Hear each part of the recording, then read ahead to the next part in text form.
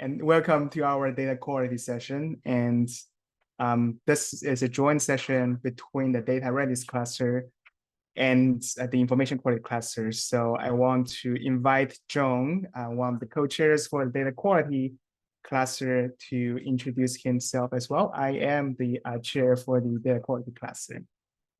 John, please go ahead. Okay, hello everyone. My name is John Liu, one of the co-chairs of the ESIP Information Quality Cluster. So welcome to this joint session. So artificial intelligence has a lot of potential to impact research and applications. So data quality plays a critical role. This joint session provides an opportunity to discuss some of the challenges in data quality. So the ESIP Information Quality Cluster defines 4 aspects of information quality: science, product, stewardship, and the services.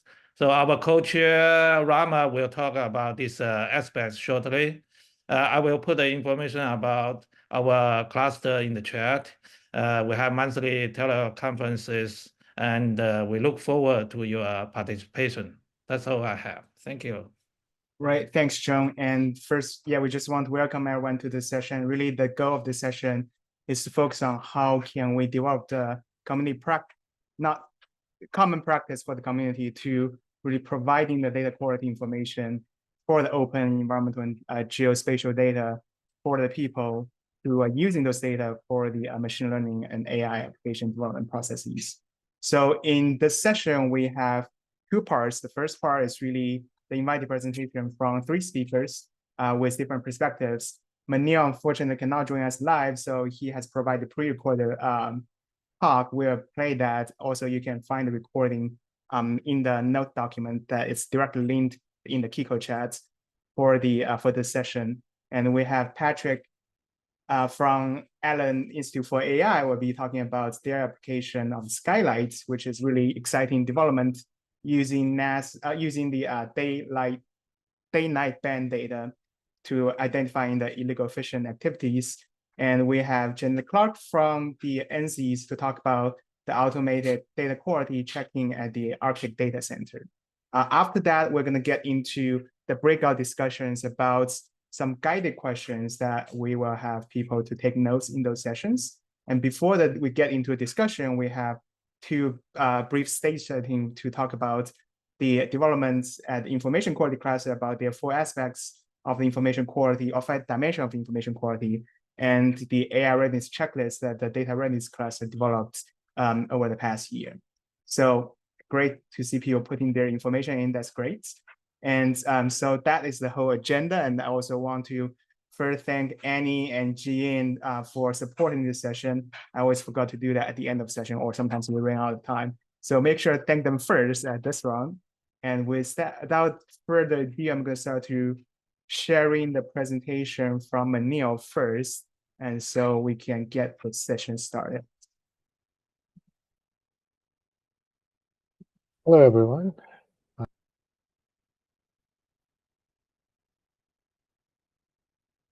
I am Manil Maske. Sorry I couldn't be there. I am Data Science and Innovation Lead for the Chief Science Data Office at NASA headquarters. And I also am a Senior Research Scientist and a Project Manager at the NASA Impact Project at Marshall Space Flight Center.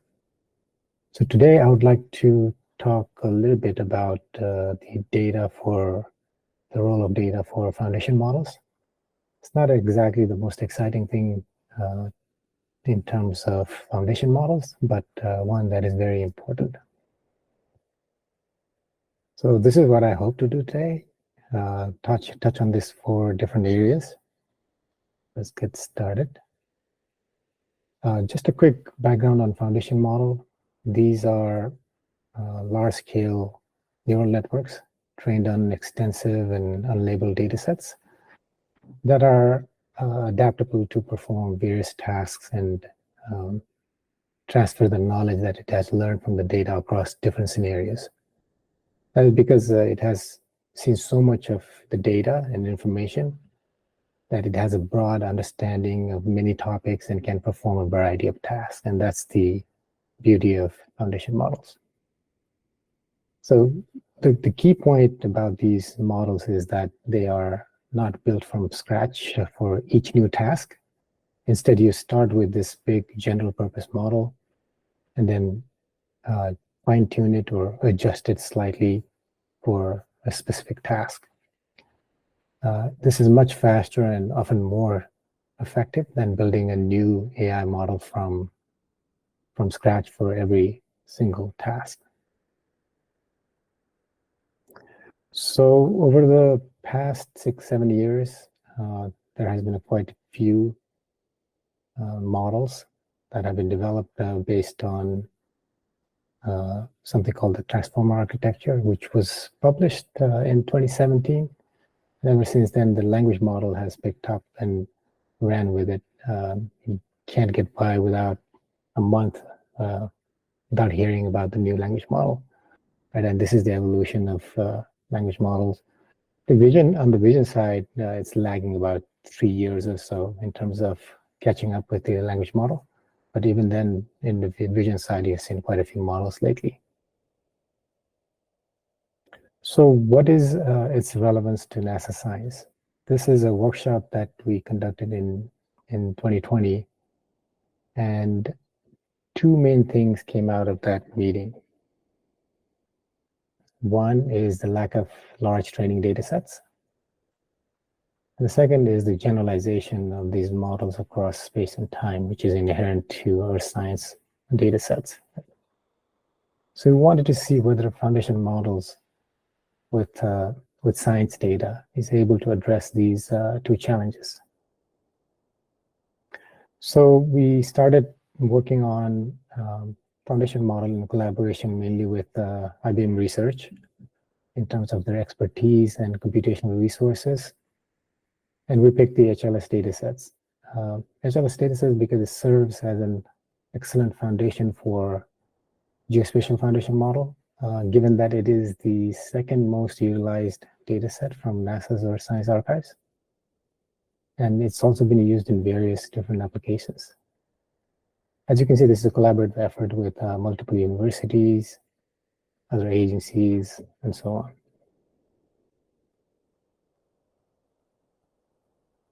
So of course, this is not the only geospatial or remote sensing foundation model, right? Over the last year, these are all within last year, we've seen a number of these foundation models that have been published in the literature. So there's a reason for this, and I want to get into the data side of the foundation model first. So let's look at an example of GPT. Obviously, I'm focusing here on the language side, but it's the notion of this evolution is same on the vision side too. So GPT was trained on lots of data sets, right, from the internet. And the first version was GPT-2. And they added more data and to create GPT-3. Then they added some more labeled data set. By labeled data here, I mean using techniques like reinforcement learning with human feedback, which resulted in ChatGPT. And we all know what ChatGPT can do.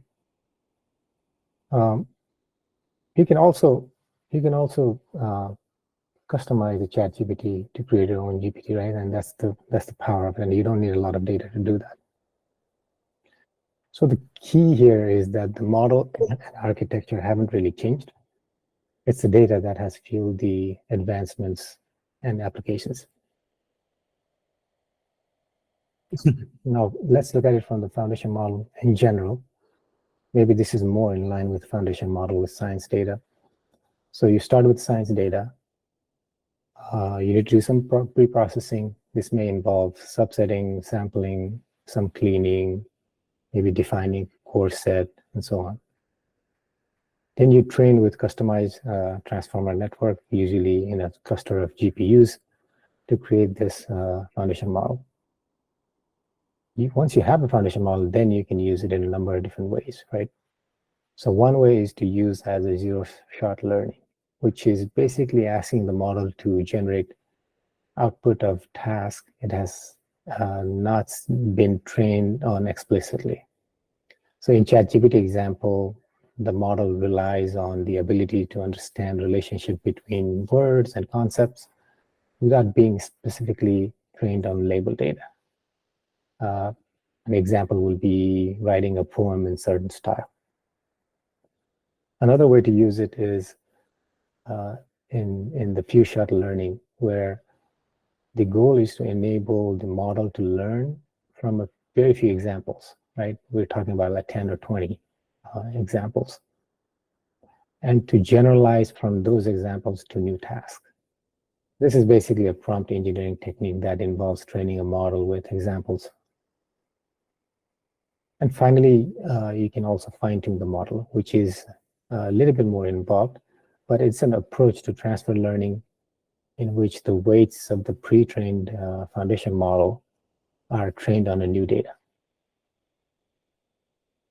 And each of these cases, ultimately you end up with a model of your own, and you can use it for a custom application. You can maybe put an API around it, and you can have your own customized model. So let's look at this a little carefully. What has happened here so far, right? So to build this foundation model, you need a massive amount of data, right? Computation and expertise that generally requires a collaborative approach.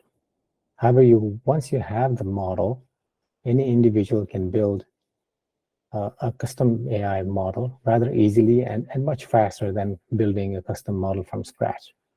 And you look at it from the data perspective, the pre-trained data, it needs very little work.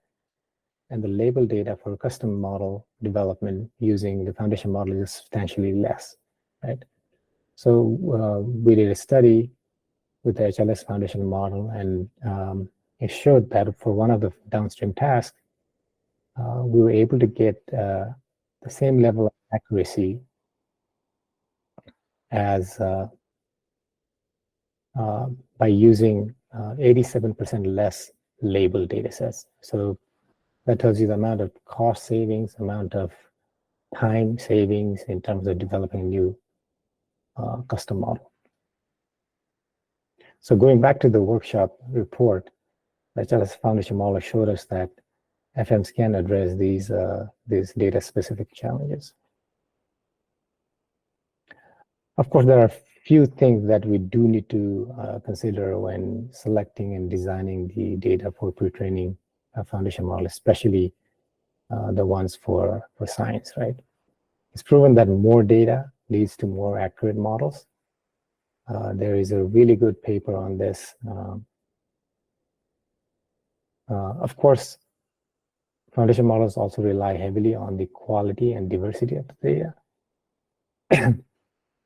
FM can perpetuate and the downstream applications can amplify the biases in the data. As you saw in the ChatGPT example, the human input can really improve the quality of the foundation model. Foundation models can learn new things on its own. It needs new data inputs in some form, like the few-shot learning or fine-tuning to stay relevant in terms of knowledge. And finally, we have seen really large models in the mainstream, but we don't really have transparency on the data that it was trained on.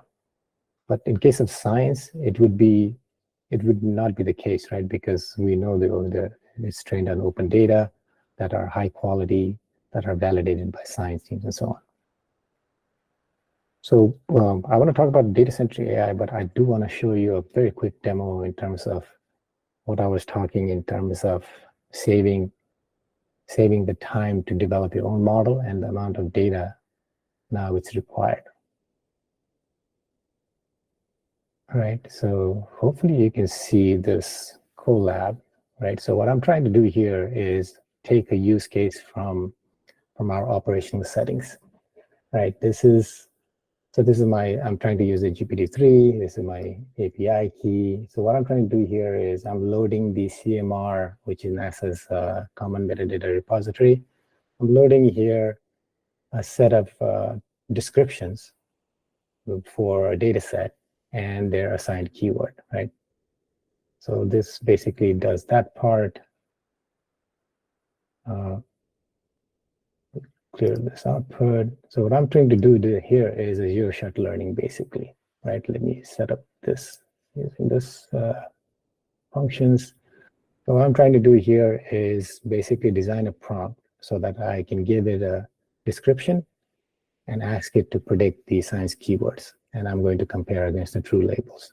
So basically it has not seen these mappings before, these tags before. So I run it. So it's going to run through a few examples just to make sure that we can get some accuracy numbers here.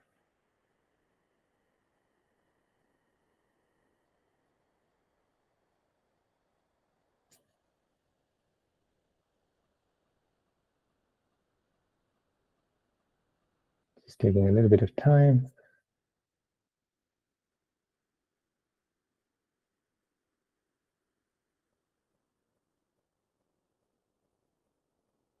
Remember, this is a GPT 3.5, I believe that I'm using. So it has no knowledge of, or it has not seen any of these mappings before. So it was able to get a 42% accuracy without seeing any of these mappings or tasks before, right? So that's quite nice that you can just ask it to do this this mapping without any examples. So let's try a few shot example, right? So I'm giving here 1, 2, 3, 4, 5, 6, 7, 8, 9 different examples, few shots of a description and the mapping, right? What the mapping should be. So let's run this. So given these nine different examples, how good does it do in terms of classification of these descriptions to science keywords?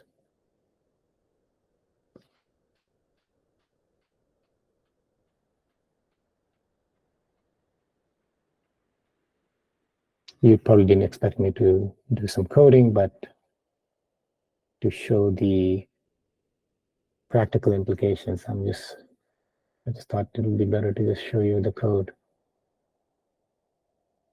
Accuracy, right?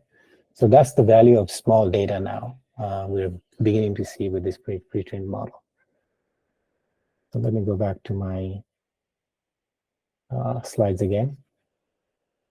So with this, what I want to call on the community is to work on foundation model, but also adopt this data-centric AI framework. By that, what I mean is conventional way, it's all very model-centric, right? We keep the data fixed and we iterate on the model. What we want to do with data-centric approach is we keep the model fixed and try to improve the data, right? In this case, the label data, and get more out from the model. So this is the data-centric AI approach, which refers to the set of approaches designed for development, iteration, evaluation, and maintenance of this data throughout the AI lifecycle. So when I say data-centric AI, is systematically improving data throughout the AI lifecycle. This is what it means, right? It means properly defining and collecting data, the amount of data, formatting the data. It means figuring out core subset of the data to get the optimal performance, generating high quality labels, utilizing exploratory data analysis with visualization techniques, creating evaluation data set that is either in distribution or out of distribution from the training data sets.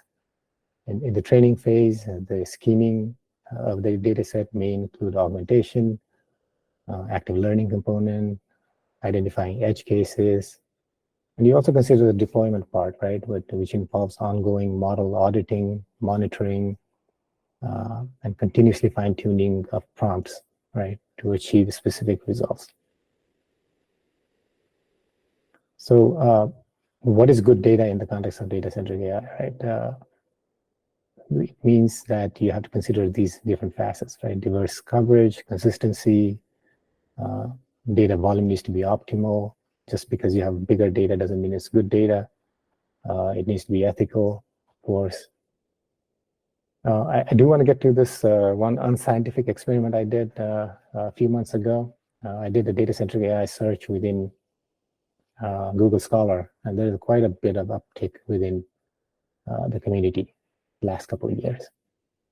But I did the same thing with the scientific journals, and there was zero results. So obviously, science team hasn't picked this up yet.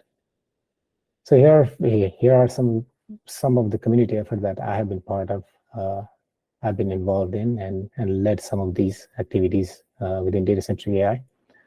And I have ECIP as a question mark here. Maybe somebody can start this within ECIP as well. So my final takeaway, foundation models are obviously more data-centric in my opinion than model-centric. Data requirement for a new custom model is much smaller using data foundation models. We can get very good performance with small data, and the ML lifecycle is becoming much shorter, which means we're saving cost. Scientific community and open foundation models equals transparency, where everyone benefits. And in the context of foundation models, prioritizing data-centric AI approaches could be the most advantageous than focusing on the models. Thank you. All right, that's the presentation from Manil. I'm going to stop sharing because I know people are asking about the recordings and slides from Manil. The recording is already linked in the note document, so you can go look at the recording at your own leisure. And also we'll try to get the slides from Manil and then upload it to the ESA Figshare, so anyone can reference that like later on. With that, I'm gonna also invite everyone to put your questions for Manil into the note document if possible. We'll get him connected with you to answer your questions. And I love that we have more than 40 people on a Friday morning session. So that just says how much people are interested in this topic. Without further ado, I'm gonna ask Patrick to start sharing a screen and then talking about the work that Allen Institute for AI is doing with Skylight and what data quality means in the process. Go ahead, Patrick. I don't think I can hear you. I can see your screen. Yeah. Sorry, right. it's just, I just haven't had quite enough coffee yet. It's 8:20 in Seattle, and hi everyone. My name's Patrick Buikma, and I'm an AI engineer, like Douglas said, at AI2. So I'm going to talk about data quality, generally speaking, and I'll also introduce the platform that I work on. So I lead the AI team at Skylight, which is a maritime intelligence platform. It's a product of the Allen Institute for Artificial Intelligence. I'm going to go quite quickly, but there should be time for questions. My contact info is there. You should feel free to reach out to me.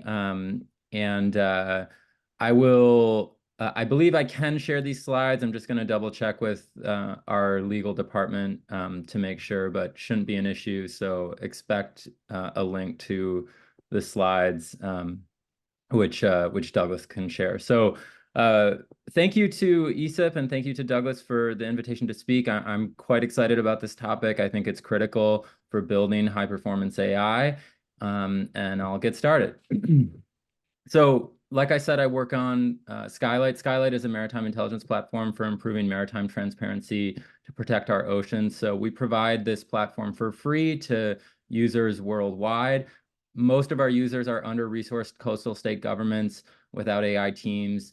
And basically, we provide this service for free to them in support of enforcement, in support of conservation efforts, and protection against IUU fishing, for example, illegal, unregulated, and underreported fishing.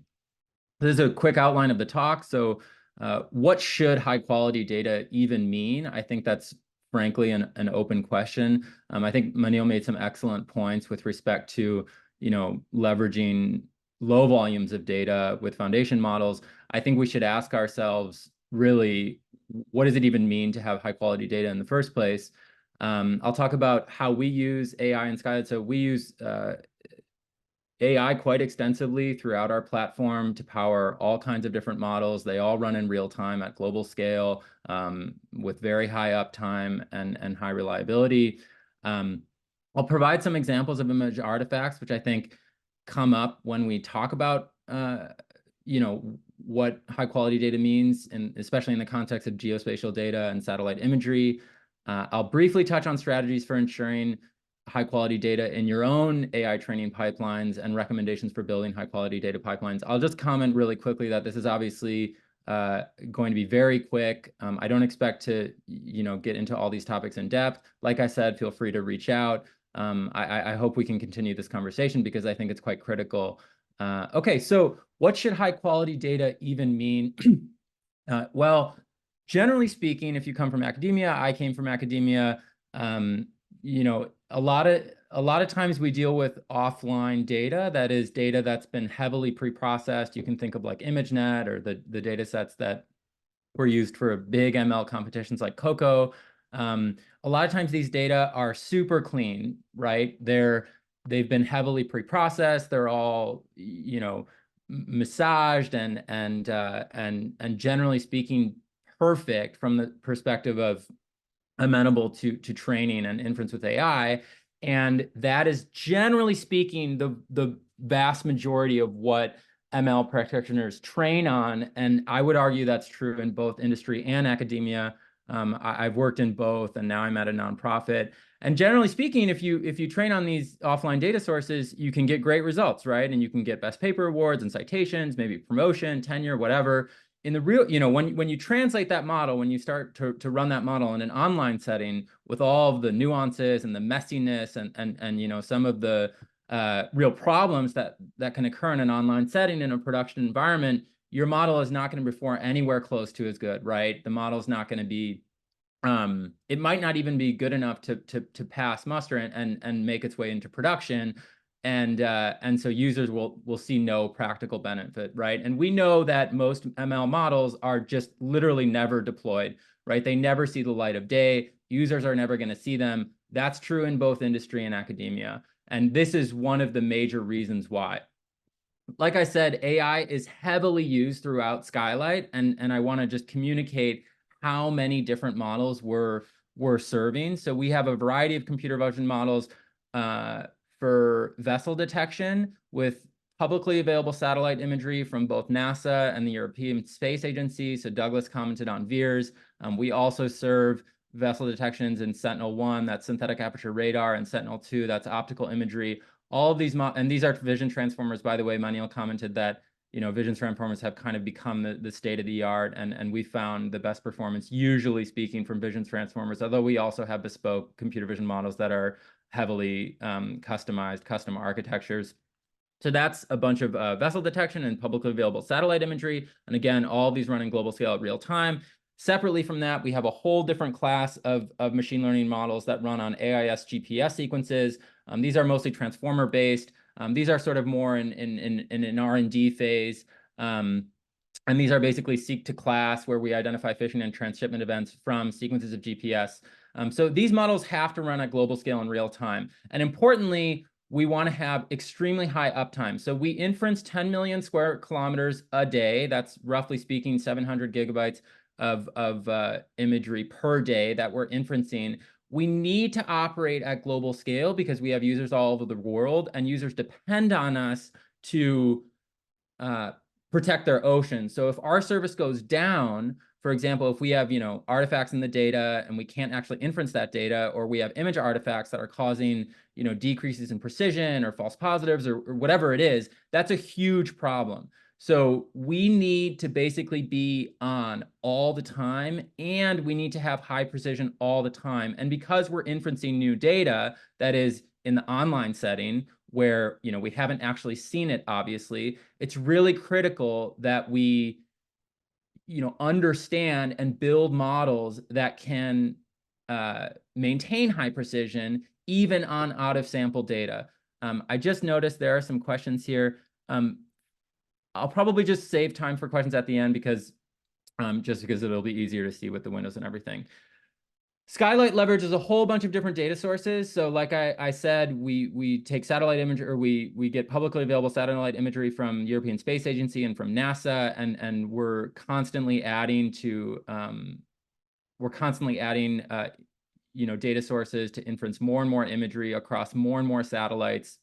We also acquire, this is non-public data, but Spire Maritime, that's where we get our AIS GPS data for the sequences of GPS sequences for which we do the seek to class transformer-based classification of activity. So that's not imagery, that's a conventional sort of more along the lines of what an LLM would look like.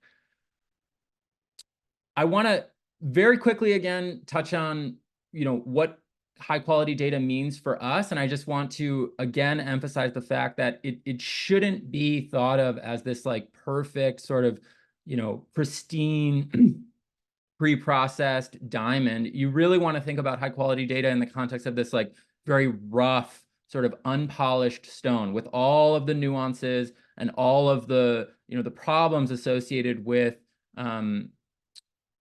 when you're in an online setting. So these are just a couple of principles that at least we have found important. So obviously the data should be relevant to the specific problem or task. I think in particular, that means that, there's probably not going to be a one size fits all approach, right? So like what high quality means to us in the context of, remote sensing, satellite imagery, for vessel detection, for the purposes of conservation, that may or may not be the same, definition or have the same relevance to your problem, right? If it's, for example, a completely different domain, could even be the same exact satellite imagery, but you just have a totally different problem. So it's really important, I think, to think about quality in the context of the specific problem that you're trying to address. The data should absolutely be diverse, and that's kind of tying into this like rough, unpolished stone. We want to ensure, there's heterogeneity such that it can generalize to new unseen data. It should also be current. So current is particularly salient if you're operating an online streaming real-time platform, because if you train, which is often the case, on historical data, and that's where you can get the obviously a volume of data. If I'm going to build a large, a state-of-the-art computer vision model, I'm most likely going to pull down a huge amount of historical imagery, hundreds of thousands, millions, right, of images from NASA or from ESA, and I'm going to train models on that historical imagery. It's really important to you need to be cognizant of the fact that satellites change over time. There's distributional drift, right? There's data drift. It's very possible, and you should be mindful of the fact that the current imagery may be very different from the imagery 5 years ago. Right. So the data should be, you should have an ability to at least model what current data means if you're using, a massive volume of historical imagery, which is, again, super common in computer vision and in, transformer-based like LLM tasks.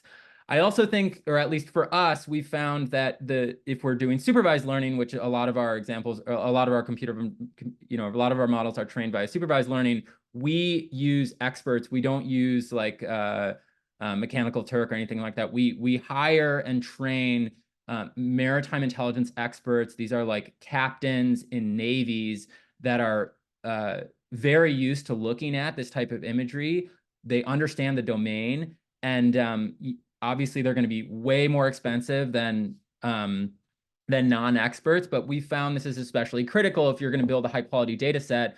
It should probably be annotated by experts. And then the last thing is just that the data should be massive. And I think that's true if you're training from scratch. Obviously, Manil pointed out the fact that you can do a lot with small amounts of data in, for example, in like few shot context. That is definitely true. When you're dealing with novel domains, when you don't have large pre-trained models, and for us anyways, pretty much everything that we do is from scratch. Recently, we found that we have a computer vision team prior at AI2, which has built foundation models for satellite imagery, and we're starting to leverage these because those are basically pre-trained on millions of Sentinel-1 images and NAIP images. But in general, you need massive data to train even those foundation models, right? So the data, generally speaking, needs to be quite large if you're building a novel computer vision model, for a novel use case, or even, for that's also true for LLMs. Here's an example of what we find in an online setting of what image artifacts look like. And I just wanted to touch on this fact because if you do an online, streaming satellite imagery model, you're absolutely going to run into image artifacts, and they're very likely not documented, or at least you'll come across examples that haven't been documented before. NASA and ESA, and for most data sets, actually, there's usually some quality indicators, and that's true for VIIRS data, which you get from NASA. So there's quality indicators which basically say like this pixel is high quality or this pixel is not high quality. You can use those, sure, but they will probably not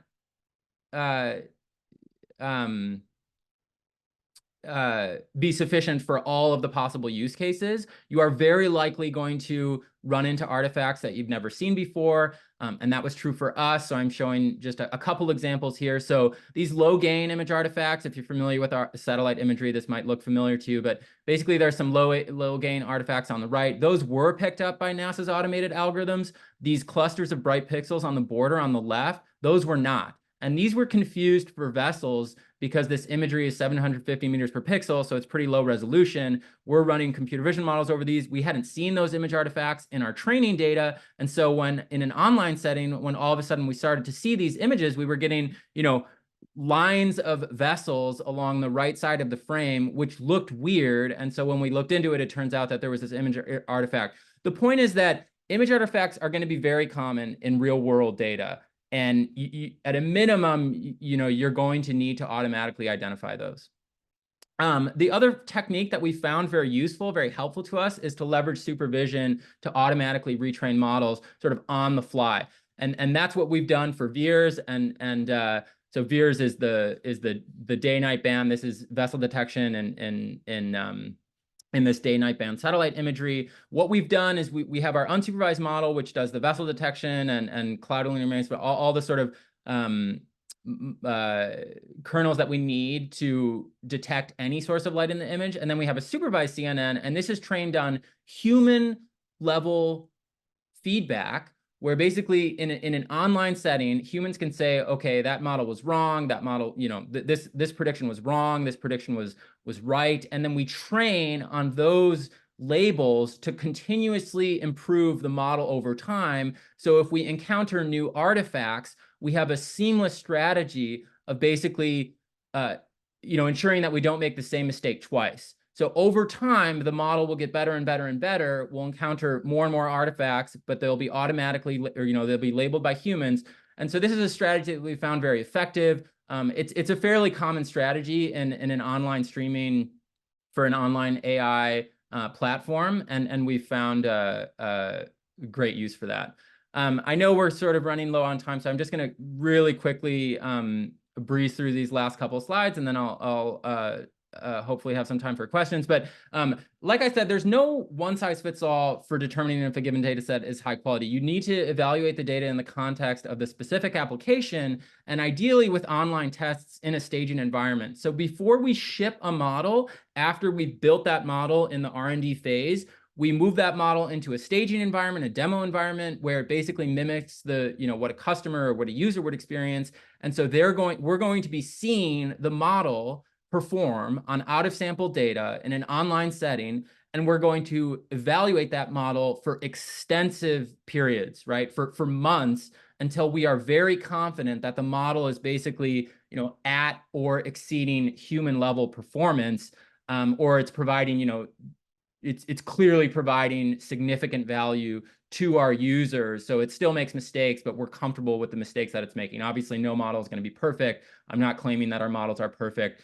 We obviously make mistakes, but we have strategies for quickly responding to those mistakes and ensuring that we don't make the same mistake twice. So evaluate the model against as much data as possible in real world conditions, whatever your users are experiencing. For us, that means global, and that means real time, global scale, real time. It is absolutely going to be necessary to iterate. We don't treat our models as these finished products. We understand that they need to be continuously refined, continuously retrained, and we've built strategies to enable that to basically automatically retrain on the fly from internal and external feedback.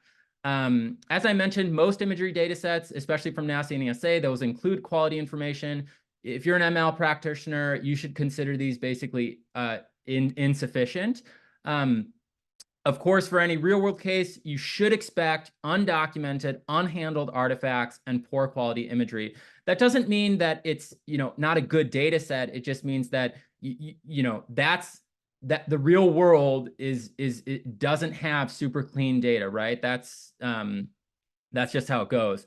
Data change over time, and so do data sets, right? Satellites change over time, remote sensors change over time. Expect data drift, expect to develop strategies for handling data drift, and that means ongoing maintenance, right?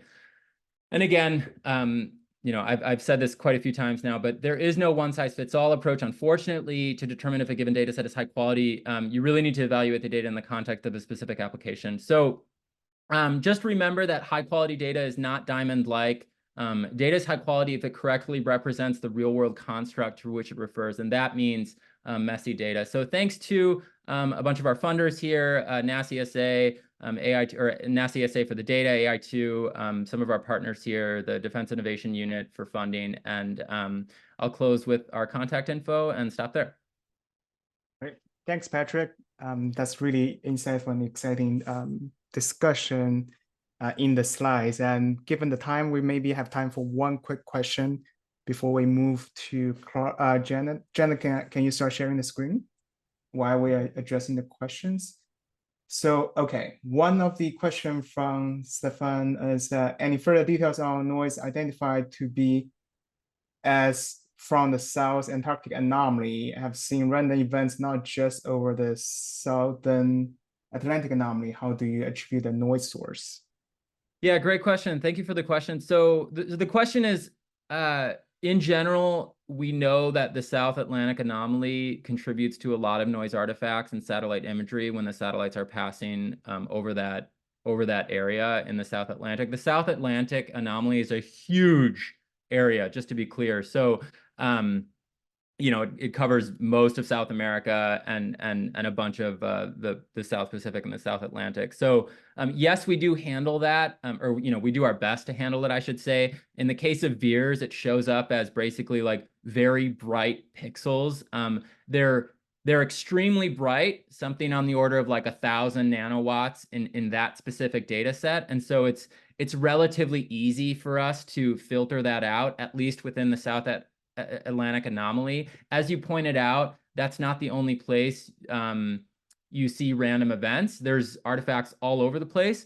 The way that we attribute a given artifact like that to noise as opposed to true signal is generally speaking from human experts. We study that, we look at the signal properties, we look at where it occurs in space. We ask ourselves, like, for example, with these all the artifacts I mentioned on the edge of the screen, those resulted in literally a line of vessel detections that were exactly organized, spaced every, I think it was like 16 pixels, which is the number of scan lines in VIIRS imagery.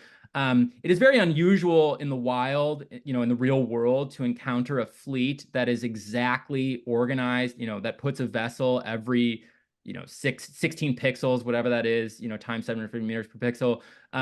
So there are techniques like that where you can kind of study the statistical distribution, the uniformity of the distribution, and basically determine that it's unnatural. And that gives us that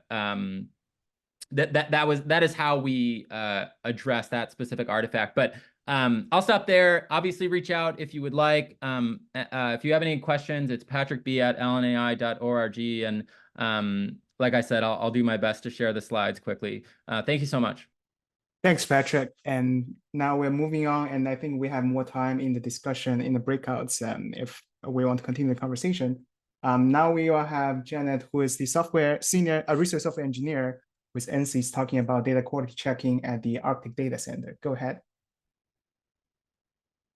Thanks for the invitation, Douglas, and thanks for the two great talks previously. This is going to be a little bit of a different take on data quality from the repository perspective, but I think there's some really interesting synergies with the previous two talks. So like Douglas said, I'm Jeanette Clark. I'm a software engineer at the Arctic Data Center, and I'm going to be talking about automated data quality checking at the ADC. So the Arctic Data Center, if you're not familiar, we're primarily a data discovery portal. So we're the official NSF repository for research conducted in the Arctic. So our primary mission is to serve data that researchers have collected in the Arctic. So this is our data portal landing page, where we have lots of data sets listed. If you click on one of these data sets, you'll get a human readable version of the structured metadata, which is citable using a DOI, the files associated with the data set. And then if you were to scroll on this screenshot, you would see a lot more metadata. A big part of what we do at the Arctic Data Center is making sure that we serve high quality information. And so we've developed in our infrastructure a metadata quality report. So I'm going to be talking about metadata quality for the first portion of the talk, but I promise I will pivot to data quality. So we have this button here that the quality report. And so if you click on that button, you get a report for metadata quality or metadata completeness for each data set. And these reports run as part of a piece of infrastructure that we've developed called Metadig Engine. And reports are representations of suites, where suites are groups of checks. So there's a variety of different types of checks. In this particular case, we have 23 checks that are run automatically on the metadata as soon as it's submitted to our repository. So we have 12 checks that pass. So most of the checks are either pass, fail. So we have 12 checks that pass, 3 checks that failed. And checks can also issue warnings, like if they fail, but they're optional checks. So checks can be required or optional. And some checks can output some information. And these checks are written in either R or Python, and they basically take information from the metadata record. As an example, one of our checks is that the title length is appropriate. So we want the title to be longer than a certain number of words, like we want it to be longer than 5, but less than like 100, because the title shouldn't be an abstract.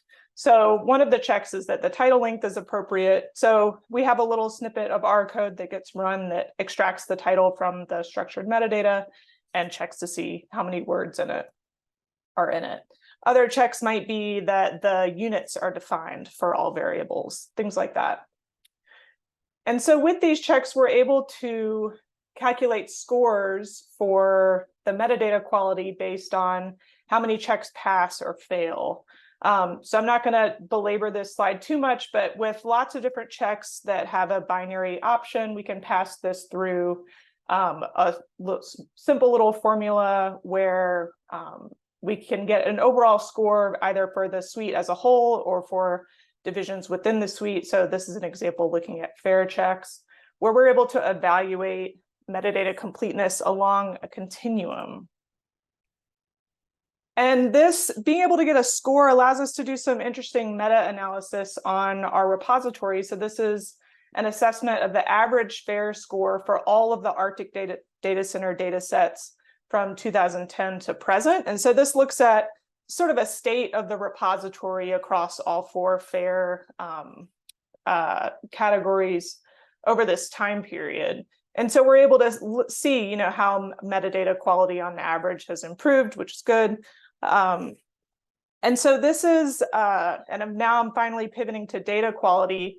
This ability to quantify in some way metadata completeness or data quality has some really interesting implications for data reuse for AI or other uses as well, where, for example, if you had a very, very large array of satellite imagery and you wanted to calculate what percentage of those images might potentially have problems, you could take the results of these automated data quality checks and give you a number back.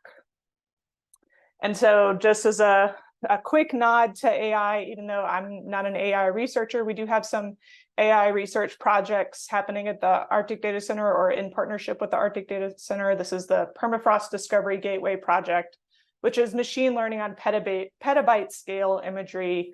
And we're going to be publishing the results of this pipeline, which takes petabytes of data and turns it into on the order of gigabytes, but 22 million images. So it's really important for us and this is very obvious to all of you all as well, that when you're working at scale, that you have automated processes. You know, this isn't the type of thing that you can just sort of wave your hand at. And so when we think about the needs for data quality assessment at the Arctic Data Center, the two most obvious ones are that the assessments need to be automated and they need to be scalable. So we currently have about 120 terabytes of data and we're growing pretty rapidly. If we want to deliver data quality information, it needs to be able to happen automatically. And then same thing with scalable. You can see we get these big jumps in submissions. So, you know, someone submits a very, very large data set. We need our infrastructure to be scalable such that when we get these large amounts, large boluses of data, we can get the results back in a reasonable amount of time. Another need that we have at the Arctic Data Center, and I think that this merges nicely with the talk that we just saw, is that data quality assessment needs to be modular. So a data quality suite or data quality checks aren't going to necessarily be the same for every single type of data set that we get at the Arctic Data Center. We are a long tail repository. You know, we're regionally specific, which means that we get lots of different disciplines. So it's obvious that you're not going to run the same types of checks on an atmospheric science data set as you'll run as on a genetics data set. So we need these checks to be modular so that we can mix and match different checks as appropriate for each data set. And then finally, as I already talked about, we need the data quality assessment to be quantifiable, such that you can actually use the information programmatically downstream. So I've been thinking about, as I've started working on implementing a data quality suite, I've been thinking about the different types of data quality checks we might implement. And this also gets back to the talk that we just saw about how do you decide what is high quality data, essentially. And so I have this implementation complexity slider at the bottom here. And I'm going to be moving from least complex to most complex. And I have 4 different categories. So my first category are congruency checks. So is this data what it says it is? So these are basically checks against the data between the data file and the metadata that documents it. So a really key check here is, does the checksum of the file on disk match what's in the documentation? So this is a really simple check. It will work on any file. There's no domain knowledge needed. You basically need to be running this check on every single file that comes in, no matter what downstream analysis you're doing. Similarly, does the data format match the format listed in the metadata? So because these checks work on any file and there's no domain knowledge needed, these are very easy, very simple to implement. We can write Python code that does this checksum check very, very easily. The second type of checks that I'm thinking about I'm calling accessibility checks.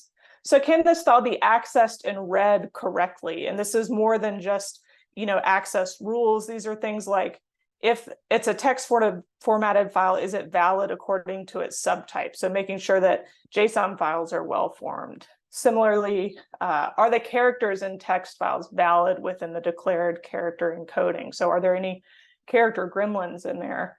And these are slightly more complex because some of the checks only apply to certain files. So we wouldn't run this character encoding check on a binary file. But it's still relatively simple because we don't need any domain knowledge. Any character in a text file can have this character encoding check run on it, no matter what the domain is. The third type of checks are validity checks. So are these values valid within reasonable bounds? And so this is starting to get into some domain knowledge, but really we're talking here about the physical limits. So if you have a variable of ocean depth, it should, the ocean has a maximum depth that shouldn't exceed any variable value within that ocean depth variable should not exceed that value. So these are more complex because the checks only apply to certain variables within files. but they are consistent amongst that same variable in different files. So if we have well annotated data sets where we know that this is a measurement of ocean depth, we can check every single ocean depth measurement with this check to make sure that it applies. So this is a little bit more complex. We need maybe some domain knowledge, but it's not as difficult. And then the last one, these are the most complex to implement and the most difficult to track down. These are going to be the contextual integrity checks.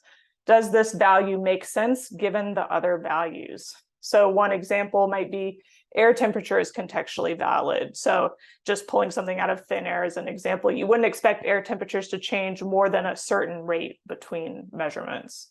So these are very difficult to implement, probably would only apply to at a data set by data set or file by file even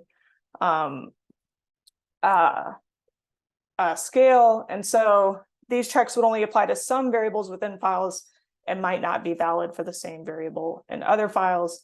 We're talking extensive domain knowledge required to implement these types of checks. So what are we doing with this information at the Arctic Data Center? So as we're starting to think about developing a data quality suite to run on all of our data files, we think that we can start to tackle congruency and accessibility checks. Although we certainly don't want to be doing any of this in a vacuum. I'm going to talk shortly, but community consensus is extremely important in this. We are waiting and not moving at all on validity or contextual integrity checks. So those checks that require domain knowledge. And again, this is because, you know, I'm a software engineer. I know some things about oceanography. Don't ask me anything about biology. So, you know, we are staying in our lane in terms of data quality for congruency and accessibility, and we're interested in collaborating with some of the other organizations, and we've been paying attention to the other work that's being done at ESIP and across other organizations that are working to establish data quality checks across a variety of disciplines. One example of that is the Integrated Ocean Observing System at NOAA, I know, is implementing a lot of oceanography checks, for example.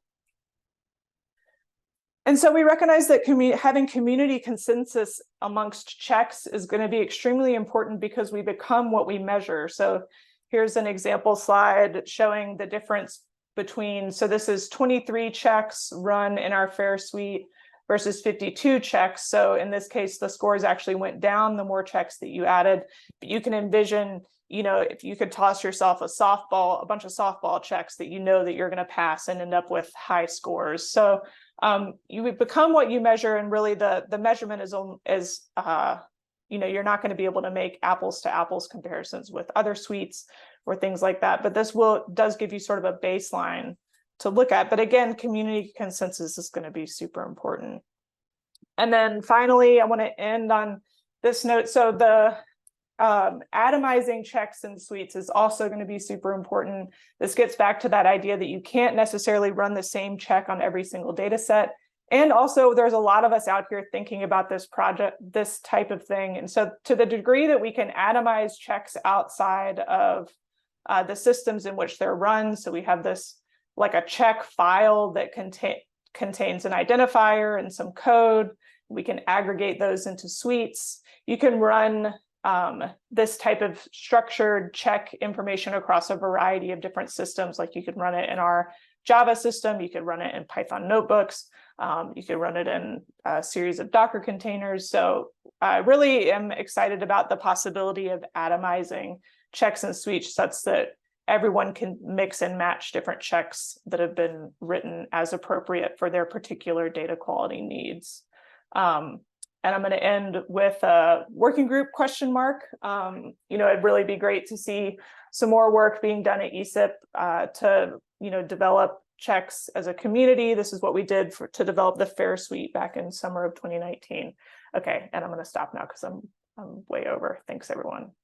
Well, thanks, Janet. I think we have time for one quick question. I'm going to pick on Pat's question first, and then there's also in the chat, so people can also answer that. Janet, you can also answer that in the chat as well. So one is that Pat's question is, do any data providers include data quality assessment code with their data? Some do. It's becoming more common for us to receive any code. Most often at the Arctic Data Center, we receive, final data products and not very much code associated with those data products. So we have gotten some code, and we actually, one of the goals for the next few years of the Arctic Data Center is to try to enable submitter checks. So allow submitters to write their own checks such that, if you have a particular project, that you always check for this kind of thing. So submitters could write their checks that are then implemented automatically on their data sets. That's still, an idea and something we're working towards developing our data quality engine. But the short answer is yes, sometimes people do, and we really want to be able to formalize that process to make it actually easier and enable automation as well for user submitted checks. Thanks, Ted. Thanks, Janet. And I think the working group idea is really intriguing. We can definitely talk more about how there are multiple groups within ESIP would be particularly interested in some of those conversations. So we'll keep the conversation going in the second half of the session. And so before we get into discussions, I think we will definitely want to have at least 20 minutes for discussion. So I'm gonna ask Rama to maybe quickly go through the 4 aspects of information quality identified by the information quality cluster. Rama? Yeah. Let's see, I was introduced as co-chair. I used to be the chair of the working group, the information quality cluster, starting in 2015 for a few years, and then other people took over as chairs. Now I'm just a chair. Anyway, during the early years of active work with the information quality cluster, we looked at what information quality means as opposed to data quality. So there are 4 aspects that we identified. First of all, and providing information about all of these, providing all these aspects of quality, what constitute high information quality. So scientific quality, accuracy, precision, uncertainty, validity, and suitability for use or fit purpose. So that's the scientific quality or science quality aspect of it. And product quality is how good is the science quality documentation, how accurate and complete and up-to-date are the metadata and documentation are, what are the data and metadata formats, associated information, including provenance, are all these things published and traceable. So that's the product quality aspect of it. And then the stewardship quality is how well the product data are being managed and preserved. And the service quality is how easy is it for users to discover, get, understand, trust, and use a given product. So these different aspects of quality are addressed at different phases of the product life cycle. And also different groups are responsible. Generally, science teams who are producing the products are responsible for the science quality as well as product quality. Product quality is sort of a combined responsibility of science teams as well as the repositories where the data gets stored. The stewardship and service quality are responsibilities of the data systems people or archives or repositories that store such data. So that's the picture that's shown on the right side of the right side of the figure here. So these aspects were published in a paper that's referenced on the bottom of the slide there. Yeah, and and we use this presentation. These slides are reused from one of the talks that we gave at the wildfire or disaster response cluster. So the next slide, if you show that shows an example of necessary information by stage to deal with wildfires. So the potential users need to know know about the quality of data sets and information they plan to use, and especially critical for data information that are used when preventing, preparing, responding to, and recovering from wildfires and other disasters. I'm not going to go through all of this. There are different stages: prevention, preparedness, response, and recovery, and accurate information is needed, and quality is important. I think there are a couple of different, probably these aspects of quality are sufficient, and the things that we heard this morning could be mapped into these 4 aspects. And if they cannot be, and there is a new aspect or 2 that need to be defined, we're open to that suggestion. So let me leave it at that. Right. Thanks, Rama. And that's a really comprehensive overview of what the information quality cluster have been doing. So with in the data readiness cluster in the last year, that we have been doing the AI readiness checklist. With that, it has major components, including the data quality. So in that, we our section a lot of times focus on the science and product qualities that Rama mentioned, but some other aspects are covered in like the data documentation, as well as data access and data preparation components of our checklist. So that is also linked in the note documents. Before we go into the breakouts, so Annie, this is your cue. We are getting ready to get into the breakouts. But in our data quality aspects, we identify some of the key areas that AI and machine learning developers were particularly interested in our interviews and surveys that was more than 100 people participated in that, including the timeliness. I think that reflects to what Patrick was mentioning about the real world data, right? Especially when you're doing online products, that you want the most timely data for your application, and the completeness, which goes to the including diversity and also the other aspects to make sure the data is complete and the consistency of the data. So especially when you try to combine data from multiple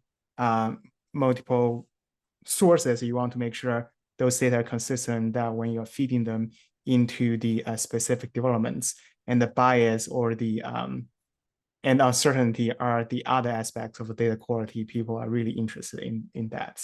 And so with that, this is basically laying out the foundation, that things that when we go into the breakout rooms, you can think about. And so for each breakout rooms, we would invite one of the people to be the note taker.